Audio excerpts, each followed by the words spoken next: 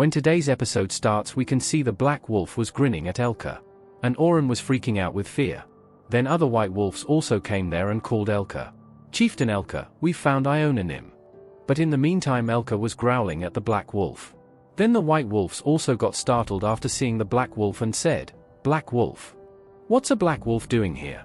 Hearing this, black wolf said, "That's what I'd like to ask. What's the silver wolf tribe doing here?" All of a sudden Orin spoke to black wolf, "I don't know who you are, but those silver wolves are trying to kill me. Please save me." Then the black wolf looked at Orin and said, "Go. I received a request to go out to meet you." Hearing this, Orin got a bit surprised. Then he laughed loudly and thanked the black wolf while walking away from the conflict. Seeing this, white wolves had a puzzled look on their faces. Then Elka looked at the black wolf and threatened him. "Step aside, black wolf. We have unfinished business with that cat." But the black wolf replied, "No can do. That guy is actually the mansion owner's son whom our boss owes a favor to. We've been asked to pick him up." Hearing this, Elka growled in anger and said, "If you don't step aside, we'll attack." But the black wolf didn't care a bit about this threat and replied, "Sure, give it a try. Silver wolf, you're well aware, right? That we, the black wolves, have both the strength and build that is in a league of our own compared to the rest of you. My name is Harp. I'm the right-hand man of Mr. Hegel, the black wolf tribe's chieftain. I can easily take down 3 silver wolves without breaking a sweat." With each word Harp spoke, anger grew in his face. But all of a sudden flame rose and started to burn Harp with immense heat. After that attack, life left from Harp's eyes. He couldn't mutter a word.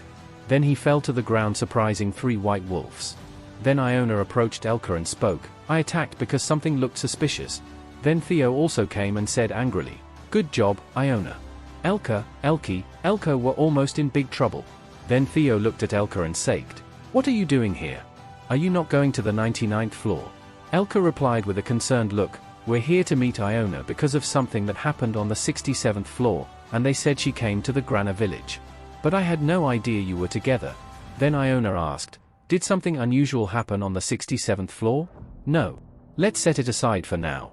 There's something more important than that right now." Theo also joined the discussion and said, "That's right. Elka, did you see Orin?" So Elka replied, "We saw that cat running away and tried to catch him, but this black wolf got in our way." So Iona said, "Let's follow along the path for now. To the mansion of the Grana village." In the meantime, in Israel's mansion, the free mercenary wolf chieftain Hegel was in a discussion with Orin's father. Then Israel spoke, "Harp is late. I asked him to pick Orin up after hearing he came to the village with suspicious guys." So Hegel replied, "Please wait a bit longer. That guy is my right-hand man. He's good at his job."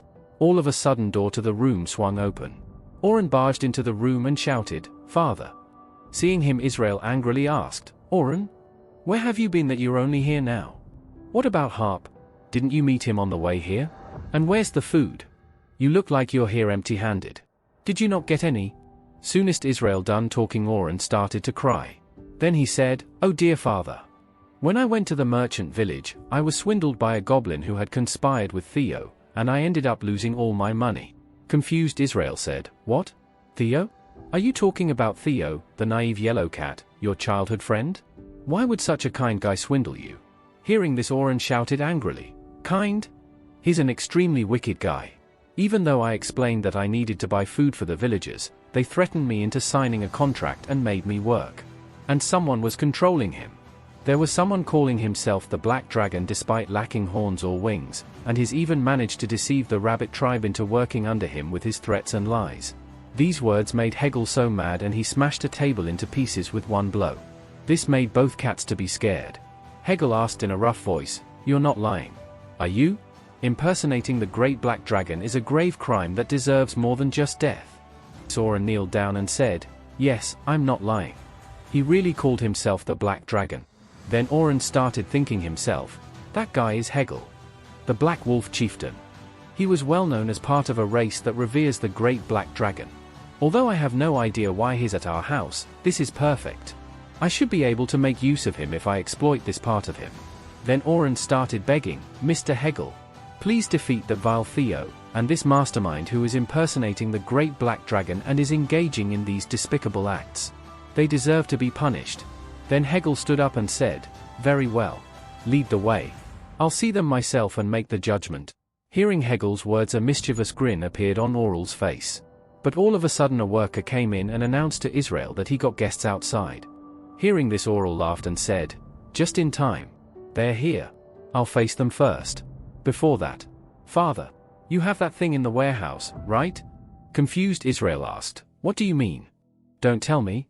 Devilish grin appeared on Oral's face, and he said, "What else could it be? The thing I need the most right now."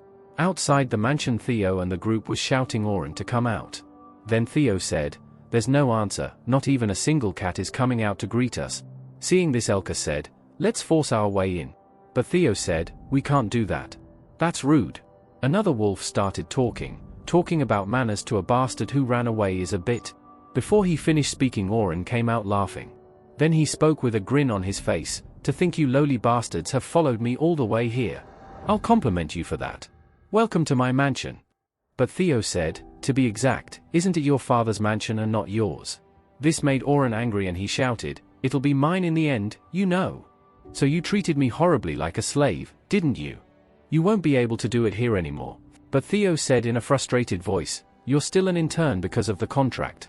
Iona also said, "Contracts made in the tower are absolute. If you don't fulfill it, you'll be punished severely." Then Theo looked at the contract and said, "If you don't come immediately, the contract will be extended by 30 days. Hearing this, Orin got scared. But then again he spoke to Theo in a calm manner. "Can I take a look at the contract again then?" But Theo said, "Call for the status window and see it yourself."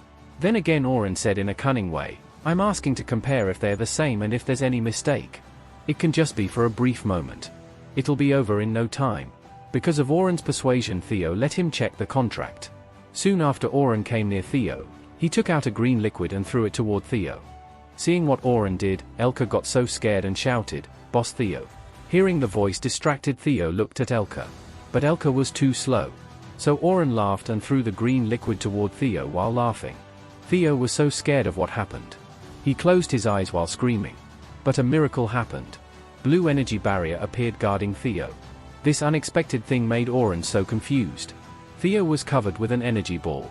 After coming to his senses, Orin shouted, "Protection spell." Then furious Theo shouted at Orin, "Why were you trying to pour that onto me?" With that, Orin got so scared. Elka jumped at Orin with a massive killing intent. Orin was lucky enough to dodge this attack. But Orin rolled out along the floor because of the shock. Orin started to cry in fear, saying, "I failed." Then Iona came near Orin and picked up the bottle. Then she said, "It's a contract nullification potion. When sprayed on the opponent's status window, the contract materializes itself immediately, and the agreement can be nullified. So you had this precious item with you. What a waste." Hearing this, Elka got even more angry and started to shout, "That little dash. I'll give him a good scolding right now." But furious Orin looked at Elka and said, "Shut up." Inside the energy ball, Theo was also shouting, "Orin, you're such a jerk. Just so you know, this won't end with just a 30 days extension." Since that Orin has no other way, he jumped toward Iona. He took Iona by her collar. Then Orin took out his sharp claws and threatened everyone not to move. Then Orin shouted, "If you don't nullify the contract right now, this little magician rat will lose her life." Then Theo started to bang at energy barrier and shouted, "Orin, what are you doing? Hurry and release Jonah. This protection shield isn't disappearing. I can't get out." Elka also started to growl and asked, "I thought you knew well that you'll immediately die in our hands if you harm Iona." But Orin laughed loudly and said, "Don't move. Do you think I won't do it? And there's no way I'd have done this without having something to back me up, don't you think?" Then Orin turned his head toward the mansion and shouted, "It's now. Please beat these bastards up, Mr. Hegel." Hearing the name, everyone but Theo looked puzzled. Meanwhile, Theo was shouting with anger. Everyone waited Hegel to appear. But there seemed to be no one coming. Orin's face showed a puzzled look. Then he shouted again, "Mr. Hegel? Why aren't you coming out? Mr. Hegel?" But then Iona spoke in a calm voice, "You want Hegel to beat us up." Hearing Iona speak, Orin told her to shut up in anger. But then Orin realized that he couldn't move his body. He started to sweat in fear. While freeing herself, Iona spoke, "I've cast a paralyzing spell on you. You won't be able to move for the time being. Did you think I was weak because I'm small? You're gravely mistaken, Black Cat. I'm Archmage Iona, the leader of the Magician Association." Then Iona's calm voice started to change. Her eyes started to glow and she pointed her staff toward Orin. Then she said, I believe you know that you have to pay the price for undermining me and betraying Theo. Hearing what Iona said, Orin got so scared and started to think, an archmage? Just what kind of connections has Theo, that bastard, made? With that, today's episode comes to an end. Please make sure to subscribe and leave a comment down below. As always, have a lovely day.